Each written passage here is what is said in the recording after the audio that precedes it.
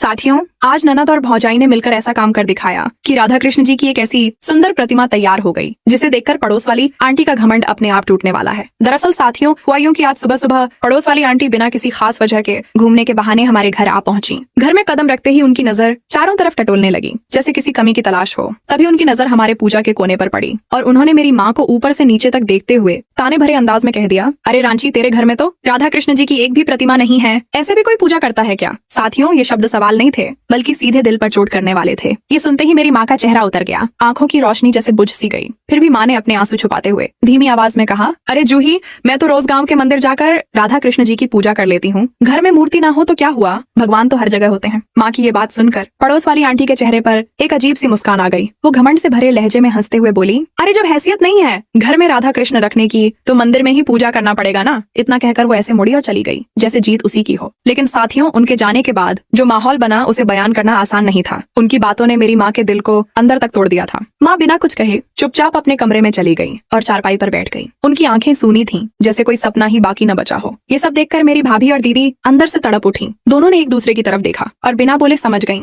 कि आज माँ के लिए कुछ खास करना जरूरी है। दोनों ने तय किया कि आज उस टूटे हुए सपने को फिर से जिंदा किया जाएगा जिसे तानों से कुचलने की कोशिश की गई है। फिर क्या था, भाभी और दीदी तुरंत एक छोटे से कमरे में चली गईं और वहीं बैठकर राधा कृष्ण जी की प्रतिमा बनाने लगीं। हाथ कांप रहे थे लेकिन इरादे अडिग थे। सबसे पहले उन्होंने राधा जी को आकार दिया। हर मोड़ में माँ का दर्द झलक रहा था। फिर उन्होंने कृष्ण जी की मूर्ति बनाई, जैसे अपने हाथों से माँ की उम्मीदें गढ़ रही हों। मूर्तियां तैयार होते ही उन्होंने उन्हें एक छोटे से झूले पर सजाने का फैसला किया। झूला टांगते वक्त उनकी सांसें तेज थीं, क्योंकि ये सिर्फ सजावट नहीं थी, ये एक माँ की टूटी आस को फिर से जोड़ने का प्रयास था। कमरा सादा था, दीवारों पर महंगी चीजें नहीं थीं, लेकिन भावनाओं की कोई कमी नहीं थी। वहाँ जो कुछ भी था दिल से था। भाभी और दीदी ये काम किसी का घमंड तोड़ने के लिए नहीं कर रही थीं, बल्कि एक माँ की अधूरी ख्वाहिश पूरी करना ही उनके लिए सबसे बड़ी पूजा थी। उनके हाथ थक चुके थे लेकिन उसे फले। अगर तूने मुझे इग्नोर किया तो तेरा बुरा वक्त चालू हो जाएगा और तेरे घर में कभी खुशी नहीं आएगी। अगर तुझे सुखी जीवन जीना है तो इस वीडियो को लाइक करके चैनल सब्सक्राइब कर दे और कमेंट में जय मां लिख दे, फिर तेरे जीवन में चमत्कार होगा। लेकिन आंखों में चमक थी। बस यही दुआ थी